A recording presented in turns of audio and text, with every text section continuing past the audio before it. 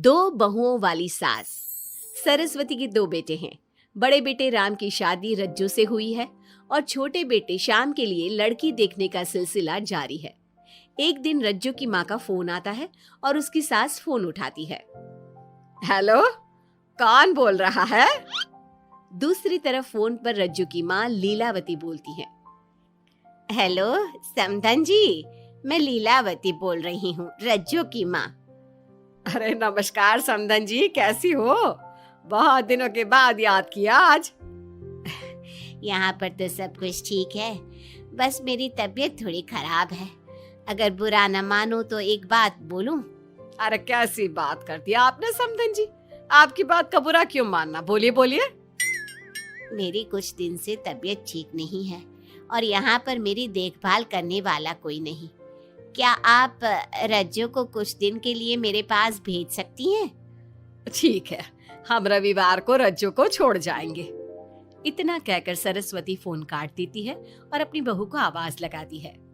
रज्जू, ओ रज्जू, जल्दी यहाँ आना तो। क्या हुआ माँ जी, कुछ चाहिए था क्या? अरे नहीं, कुछ नहीं चाहिए। अभी तुम्हारी माँ का फोन आया था, उनकी कुछ दिन से तबीयत खराब है, वो तुम्हें बुला रही है। राम को फोन करके कह दे कल की 2 ट्रेन की टिकट करा देगा, मैं भी जाऊंगी तुम्हारे साथ। इतना सुनते ही रज्जू राम को फोन करके सारी बात बताती है और 2 टिकट के लिए बोल देती है। शाम को खाने के टेबल पर सब रज्जू के जाने की बात करते हैं। तब रज्जू का देवर श्याम कहता है, भाभी आज बहुत खुश लग रही हो, मायके जाने की इतनी खुशी, उफ। खुश क्यों ना हो देवर जी, कितने दिन बीत गए अपनी माँ से मिले, और इस बार तो मैं 1-2 महीना रह कर ही आऊंगी। जब आपका मन करे तभी आना। अच्छा एक बात तो बताओ, वहां से क्या लाओगी मेरे लिए? देवर जी, कहो तो देवरानी ले आओ। वैसे भी सभी घर वाले चाहते हैं कि आपकी जल्दी से शादी हो जाए। श्याम शर्मा जाता है और चुप हो जाता है। इतने में राम कहता है, रज्जू, तुमने जाने की सारी तैयारी तो कर ली है ना? कपड़े तो रख लिए ना? थोड़े गर्म कपड़े भी रख लेना, वहां ठंड होगी, और जल्दी आने की कोशिश करना। ठीक है, मैं जल्दी आने की कोशिश करूंगी बस। अगली सुबह दोनों जाने की तैयारी करने लगी। राम उन्हें स्टेशन छोड़कर घर वापस आता है। कुछ घंटों बाद रज्जू और सरस्वती गांव पहुंच जाते हैं। रज्जू अपनी माँ को देखकर बहुत खुश होती है। माँ, आप अपना बिल्कुल भी ध्यान नहीं रखती, कितनी कमजोर हो गई हैं आप। अब बेटा क्या ध्यान रखूं, उम्र भी तो हो गई है, ये बीमारियां तो लगी रहेगी। बहन जी आइए आइए बैठिए, मुझे बहुत अच्छा लगा कि आप भी यहाँ आई। अगले दिन सरस्वती अपने घर वापस जाने लगती है तो लीलावती से कहती है, बहन जी ध्यान रखना आप अपना, आपकी तबीयत ठीक हो जाए तो आप भी रज्जू के साथ आ जाना। रज्जू के बिना तो घर सूना सूना लगेगा। अब सरस्वती अपने घर आ गई और घर की सारी जिम्मेदारी भी उस पर आ गई। एक दिन वो कपड़े धोकर छत पर सुखाने जाती है। बाल्टी में से टपकता पानी सीढ़ियों को गीला कर देता है और नीचे उतरते समय रज्जू की सास यानी कि सरस्वती देवी का पैर फिसल जाता है और वो गिर जाती है। ओह, अरे मेरी माँ मर गई, मेरा पैर तो गया। लेकिन घर में कोई नहीं था। सरस्वती जैसे तैसे अपने आप को संभालती जाकर कुर्सी पर बैठती है। वो अपनी बहू के बारे में सोचती है, अगर रज्जू होती तो मुझे संभाल लेती और घर भी संभाल लेती। अब घर के काम कौन करेगा? मैं डॉक्टर के पास कैसे जाऊं? बहुत दर्द हो रहा है। जब राम और श्याम घर आते हैं तो अपनी माँ की ऐसी हालत देखकर वो जल्दी से डॉक्टर को बुलाते हैं। डॉक्टर सरस्वती के पैर पर पट्टी बांधता है और उसे आराम करने की सलाह देता है। राम कहता है, माँ आप बस आराम करो, मैं रज्जू को खबर कर देता हूँ, वो कल ही यहाँ आ जाएगी। अरे रहने देना बेटा, उसकी माँ की तबीयत ठीक नहीं है, कुछ दिन में वो खुद ही आ जाएगी, उसे परेशान मत कर। माँ अब हमें श्याम की भी शादी कर देनी चाहिए, कभी घर में कोई ऐसी परेशानी आती है तो कोई तो होगा घर संभालने वाला। आप और रज्जू की घर के काम काज में मदद भी हो जाएगी। कुछ समय बाद श्याम की शादी सीमा से हो गई। लेकिन सीमा ने तो आते ही घर में क्लेश शुरू कर दिया। वो छोटी छोटी बातों पर लड़ती और उसे देखकर रज्जू का भी बर्ताव बदल गया। एक दिन सीमा सुबह उठने में लेट हो गई और रज्जू ने नाश्ता बना दिया। सभी अपने अपने काम पर चले गए। जैसे ही सीमा अपने कमरे से आई तो रज्जू ने कहा, तुम साफ सफाई कर लो, मैं कपड़े धोने जा रही हूँ, जल्दी काम हो जाएगा। रज्जू की बात सुनते ही सीमा आग बबूला हो गई और कहने लगी, आज मैं उठने में लेट क्या हो गई? आप मुझ पर हुक्म चलाने लगी। मुझसे कोई इस तरह से बात करी है मुझे बिल्कुल भी पसंद नहीं है। अरे सीमा, ये किस तरह की बात कर रही हो तुम मुझसे? मैंने कोई हुक्म नहीं दिया तुम्हें। मैं तो बस काम को जल्दी खत्म करने की बात कर रही हूँ। उन दोनों की नोक झोंक सुनकर सरस्वती बाहर आ जाती है और दोनों को समझाती है। शाम को सब एक साथ खाना खाने लगे। लेकिन खाने के बाद जब सब अपने कमरे में चले जाते हैं और खाने के टेबल पर थाली यूं ही छोड़ देते हैं, सरस्वती को ये देखकर बहुत गुस्सा आता है।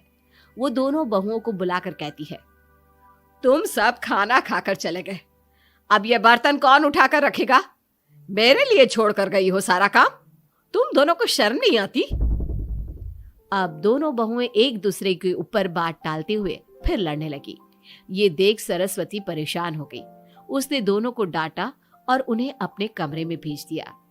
सरस्वती ने जूठे बर्तन धोए। कुछ दिन इसी तरह चलता रहा। अब दोनों सास की नजरों में एक दूसरे को गिराने में लग गई। माँ जी, जब भाभी फोन पर बात कर रही थी ना, तो कह रही थी मैं अपने मायके चली जाऊंगी तो देखते हैं कि कौन काम करता है, और ये हम सबकी बुराई कर रही थी वो। बहू, किसी की बात चुपके से सुनना गलत है ना? तुम आज के बाद ऐसा मत करना। अब तुम जाओ, मैं रज्जू को समझा दूंगी। सरस्वती ने रज्जू से बात करके उसे समझा दिया, लेकिन रज्जू को अपनी देवरानी पर बहुत गुस्सा आया। अब वो भी सीमा की चुगली अपनी सास से करने लगी। अगले दिन रज्जू अपनी सास के कमरे में जाती है और कहती है, मैंने सीमा को बात करते सुना था। वो देवर जी से कह रही थी कि अगर हम लोग अलग कहीं रहे तो हम ज्यादा खुश रहेंगे, रोज रोज की लड़ाइयों से भी बचेंगे। सरस्वती को इस बात पर गुस्सा तो बहुत आया, लेकिन उसने कुछ कहा नहीं। जब दोनों बहुओं को लगा कि सरस्वती उनकी बातों में नहीं आने वाली, तो उन्होंने रिश्तेदारों और पड़ोसियों से एक दूसरे की चुगली करना शुरू कर दिया। जब सरस्वती को ये बात पता चली तो उसने इनकी लड़ाई को शांत करने का उपाय निकाला। रज्जो, सीमा, यहाँ आओ दोनों। दोनों अपनी सास के पास आती हैं। कल मैं घर में हवन करवा रही हूँ, तुम पड़ोसियों और रिश्तेदारों को आने के लिए कह दो और हवन की सारी तैयारी कर लो। हवन का दिन आ गया। पंडित जी रामायण का पाठ करने लगे। माता सीता से महान कोई पत्नी नहीं, उन्होंने अपने पति के लिए सारे राजपाट सुख सुविधाएं त्याग दी। अगर कोई पत्नी अपने पति को परिवार से अलग होने को कहती है तो वो पाप की भागीदार होती है, और बेटों को भी मां से अलग नहीं होना चाहिए। सीमा पंडित जी की बात बहुत ध्यान से सुन रही थी और उनकी हाँ में हाँ मिला रही थी। ऐसे ही रामायण का पाठ अंतिम सीमा पर आ गया, जिसमें विभीषण के बारे में बताया गया था। अगर विभीषण अपने भाई का भेद न देता तो रावण का विनाश नामुमकिन था। पूजा खत्म होते ही सीमा बोल पड़ी, तभी तो मैं कहती हूँ परिवार में आपसी प्रेम होना बहुत जरूरी है, लेकिन मेरी सुनता कौन है इस घर में? आपसी प्रेम की बात कौन कर रहा है, जिसने घर में आती ही लड़ाइयां शुरू करवा दी? दोनों में फिर से नोक झोंक शुरू हो गई। सरस्वती दोनों को चुप कराते हुए बोली, अरे चुप हो जाओ तुम दोनों, पड़ोसी क्या कहेंगे, सब सुन रहे हैं तुम्हारी बातें। तभी उनमें से एक पड़ोसन बोलती है, सरस्वती बहन, क्यों चुप करवा रही हो अपनी बहुओं को? हमें तो इनके बारे में सब कुछ पता है। ये दोनों हमारे घर आकर एक दूसरे की चुगली करती है। तुम्हारे घर की हर छोटी से छोटी चीज पता है हमें। आंटी जी, हमने अपना समझ के आपको कुछ बता दिया तो इसका मतलब ये नहीं कि आप सबके सामने हमारी सास से हमारी शिकायत करेंगी। आप तो सबसे बड़ी चुगलखोर हो। सीमा की बात सुनकर सभी पड़ोसन उन्हें बुरा भला कहने लगी। उनकी बातें सुनकर दोनों बहुएं सबके सामने बहुत शर्मिंदा हुई। जब सब उनके घर चले गए तो सरस्वती ने अपनी बहुओं से कहा, अब तुम दोनों को तो बहुत खुशी होगी कि सारे मोहल्ले की औरतें हमारे ही घर में खड़ी होकर हमें ही सुनाकर चली गई। हमें काफी साल हो गए यहाँ रहते हुए, लेकिन आज तक किसी में भी इतनी हिम्मत नहीं थी कि हमसे ऊंची आवाज में भी बोल पाए। लेकिन आज तुम दोनों की वजह से ये सब हमारी बुराई कर रहे हैं। तुम दोनों ने ये सब अच्छा नहीं किया। सीमा, तुम्हारे इस घर में आने से पहले हम सब बहुत प्यार से रहते थे, लेकिन ये सब लड़ाइयाँ तुम्हारे आने के बाद शुरू हुई है। आज के बाद तुमने घर में किसी से भी झगड़ा किया तो मैं तुम्हें तुम्हारे मायके छोड़ाऊंगा, समझी तुम? ये बात सुनकर सीमा रोने लगी और सबसे माफी मांगने लगी। पंडित जी भी ये सब देख रहे थे। उन्होंने सबको शांत करवाया। कृपया आप सभी शांत हो जाइए, गुस्से से तो बात और बिगड़ जाएगी। अगर आप दोनों बहुएं मिलकर रहती, घर की बात घर में रखती, तो कोई आपसे कुछ कहने की हिम्मत नहीं करता। आज आपको इस बात का एहसास तो हो ही गया होगा। औरत ही तो होती है जो मकान को घर बनाती है। अब भी कुछ नहीं बिगड़ा, आप दोनों प्यार से रहो। आपके पड़ोसी और रिश्तेदार अपने आप चुप हो जाएंगे।